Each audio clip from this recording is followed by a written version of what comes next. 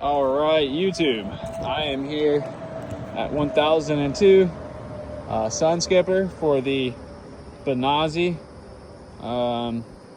shingle identification pole, as well as the determination for my repairability. This is going to be scored on a scale of 1 to 6 on the repairability. 1 to 2 being repairable, 3 to 4 being questionable, 5 to 6 meaning a complete failure, and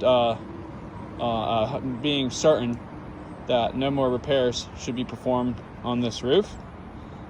I am videotaping this by myself. It's not the easiest thing in the world. It's hot as can be. I hope my phone doesn't shut off. I'm gonna try and get one full video for you guys. And again, I'm gonna remove this shingle, and then I'll actually cover it up with a section of ice and water shield for the time being. With that being said, I'm gonna set my phone up. I'll actually stop here and restart when I've got my phone set up. All right, I've got my video rolling best I can. I'll be checking back in on it. I documented it with the photos, but as we can see, my work area is very clean. We've got no damaged shingles around here. All the granules are in pretty good shape. I'm walking around and I'm not experiencing granule loss as I'm stepping, which is nice. It's a good work position for me. So we're gonna get everything documented now. Again, please bear with the quality of recording.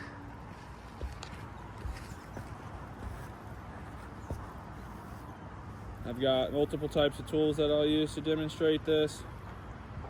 The first tool that I'll use is the roof snake to break the tar seals. It's not my preferred tool. My preferred tool is this blue pry bar here. This is the roof snake.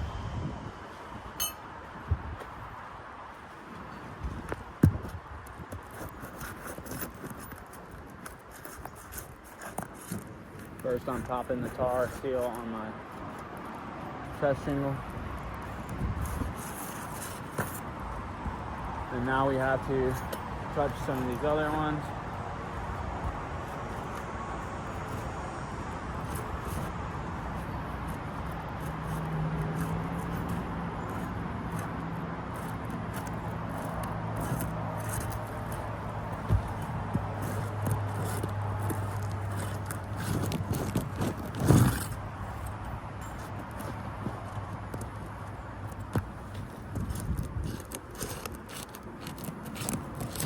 You can see we've got stuff to see on that. And section of shingles are lifting as I'm prying the tar seal away.